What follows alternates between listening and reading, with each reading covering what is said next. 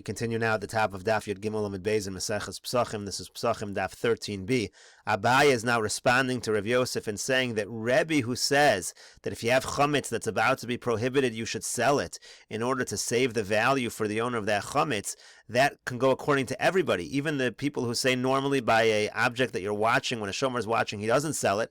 That machlokas that you don't sell, that's only b'chdei chisronan. That's only if it's deteriorating in the normal fashion. Rashi says, b'chdei chisronan k'shein nechsaran el kederech chisaran shel peiros hakatza b'va metzia, the normal way of deterioration. So then there's a Tana that says you don't sell it, you just allow it to deteriorate. Aval yoser b'chdei chisronan, but if it's deteriorating at a faster rate, mochron b'bezin, then all Tanoim agree that you should sell it in bezin, and the same thing would certainly be true by chametz going into Pesach. V'chol shekein hacha, for sure over here, Dapsidi Lagamri, the chametz's value is totally going to be lost once the prohibitions of Pesach starts, because it's going to be Asr B'Hana. You're not going to be able to, you're not going to be allowed to get any benefit from it, and therefore everyone would agree to what Rebbe is saying to sell the chametz. Gemara now quotes the Mishnah of Yod Amar Rabbi Yehuda Shtei Chalos V'Chulu. It said in the Mishnah that they used to have these two chalos of carbon toda that were on the itztava, and they were a sign of when you were allowed to still eat chametz, when you were no longer allowed to eat chametz, and when you had to destroy the chametz. Tani Tana Kamed Rav Yehuda. There was a Tana that taught in front of Rav Yehuda. Al Gav Haitztava was on top of the bench. The way the Gemara understands it is, there were these pillars and there was a bench, and they would put the chalos on top of a bench. Amar Lei, so he said back to him, what are you trying to hide them? No one's going to see them if they're sitting on top of a bench. So the Gemara says, Tani Al Gag Haitztava. What we really mean is the roof that was over. There was a bunch of columns that were put up in front of the Beis HaMikdash, surrounding the Beis HaMikdash. It was like a roof. Rashi says they built this roof for the rain. You put on top of the roof the chalos so everybody could see. Amar Rachva, Amar Rav Yehuda. Rachva says in the name of Rav Yehuda, Harabayis stav kafel hoya. The Harabayis, surrounding Harabayis, was like a double colonnade of pillars. Tanya Nami Hachi, we have a brisa like this as well. Harabayis stav kafel hoya. Again, it was like a double row of pillars. Rav Yehuda, Amar Rav Yehuda says it's istavnis hoisa nikros. It was called an istavnis because it was stav lifnim mistav. Again, it was one column of pillars within another column of pillars, again surrounding the Beis HaMikdash. Psulos v'chulu. Then the Mishnah said that these chalos that were put up, they were pasul. So the question is, what made them pasul? Amai psulos. Why were they pasul? Amar Rabbi Chanina. Rabbi Chanina says, Mitoch shahayu merubos nefsalos belina. Because there were so many of them, they would end up being pasul because there was just so many. The Kohanim couldn't eat them in the one day and the one night, which is the time of eating the chalos. So if it's not eaten in the proper time, it becomes pasul belina, staying over its time, and then you have to burn it. The Tanya we learned in a brisa, ein mevi'in toda b'chag hamatzos mimnei chametz sheba. The brisa says you're not allowed to bring a carbon toda on Pesach because accompanying the carbon toda is also loaves of bread that are chametz, and since it's chametz, obviously you can't bring it on Pesach. So the Gemara, so that's why they would bring it all before Pesach, because again, you couldn't bring it on Pesach. So the Gemara says pshita, but isn't that obvious? Isn't it obvious that you can't bring the carbon toda on Pesach? Amar Avad Barava, so Avad Barava says hacha biyadalar askinon. What the brisa means is you're not even allowed to bring a carbon toda on the 14th of Nisan, even though on the 14th of Nisan, all the way until Chatzos, really chametz is allowed. V'kasavar, because the reason is this brisa holds ein mevi'in kachim lebeis hapsul. You can't bring kachim if you're going to bring it to the beis hapsul. You're going to bring it to a situation where it's going to become pasul before its time. In other words, if you bring a carbon toda on the 14th of Nisan, even though normally a carbon toda could be eaten for a day and a night, here you're not going to be able to eat it after Chatzos on the 14th. So that's the Beis Hapsul. You bring it to a situation where it becomes pasul early. You're not allowed to have the full allotted amount of time to eat this carbon, to partake from this carbon. And the Gemara therefore says, V'kuli alma b'shlosha asar maisilu. Since you couldn't bring a carbon toda on the 14th, everyone would bring it on the 13th. Umitoch shehein merubos nefsalos belina. Because there were so many of them that were brought, they ended up being pasul belina because the Kohanim couldn't eat it all, and that's the chalos that they used to indicate to the public when it was permitted and when it was not permitted to eat chametz. Mishum Rabbi Yanai amru kasheros hayu. Now, in the name of Rabbi Yanai, they said that these chalos were actually kosher. V'ala amai kari lupsulos, but why were they called pasul? Shelo nishchat alein hazevach, because we're talking specifically about chalos that they didn't shech the actual animal, they didn't shech the carbon over this bread, and that's why it's called pasul. It's not the same level of psul as lina, but it is pasul in that sense. So the Gemara says, V'nishchot. Well, if that's the case, why not just find an animal and shecht it? So, or find the animal and shecht it. The Gemara says, Sha'avad hazevach, it was lost. V'nayitzi zevach acher v'nishchot. Why not bring another animal and shecht it?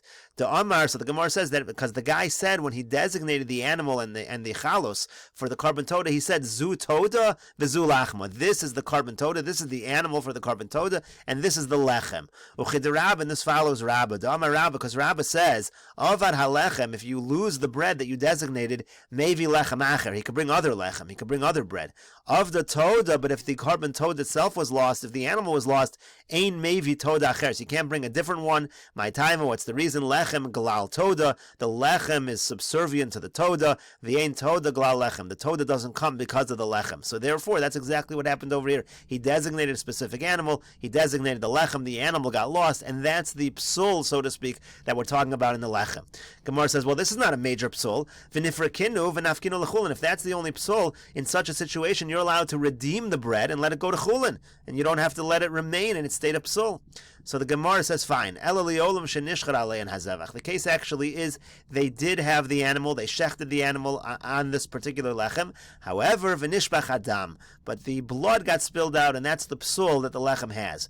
Ucheman, and who does this follow? Kerevi, it follows Rebbe. Diyama Rebbe, because Rebbe says, Shnei dvarim hamatirin malin ze below zet. If you have two things that matir, that allow a particular item in terms of kodshim, one works without the other. The Gemara will explain now.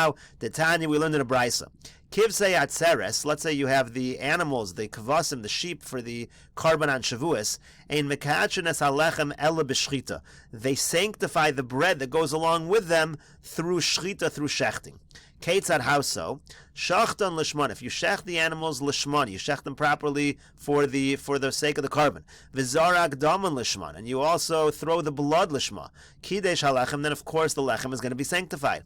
Shachtan shalo lishman, v'zarak daman shalo lishman. Let's say you do both steps not lishma. You shecht it and you throw the blood not lishma. Lo kidesh halechem. The lechem will not be sanctified.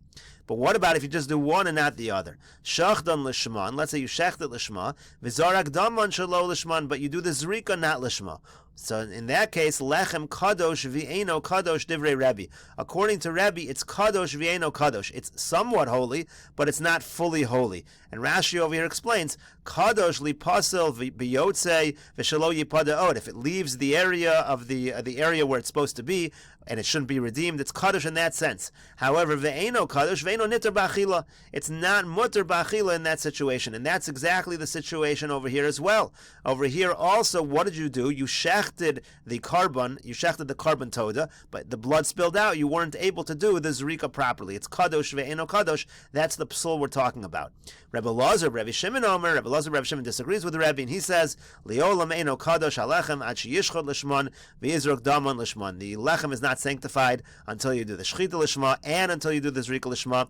So Rebbe Lazar, Rebbe Shimon would not agree with what we're saying, because the fact that you spilled out the blood is not going to be enough, because it's never going to be sanctified in the first place.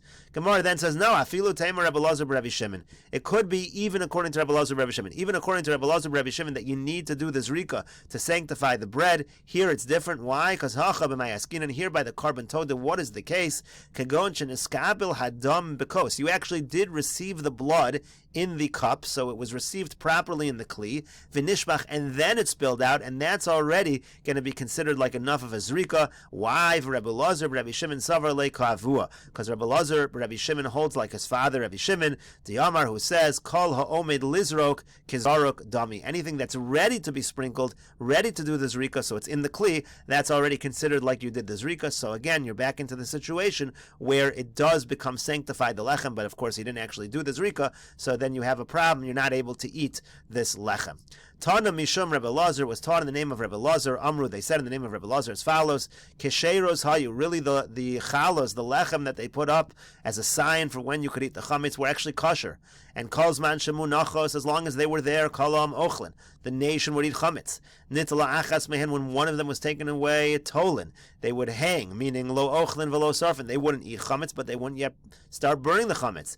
Nitlu shteyin, when they both were taken away, hischilu kulan sarfin, then they all began to burn the chametz. Tanya, we learned in a brisa, Abba Shol Omer, Abba Shol says, and we'll continue with this discussion in the next video on Daf Yadalid Amud Aleph.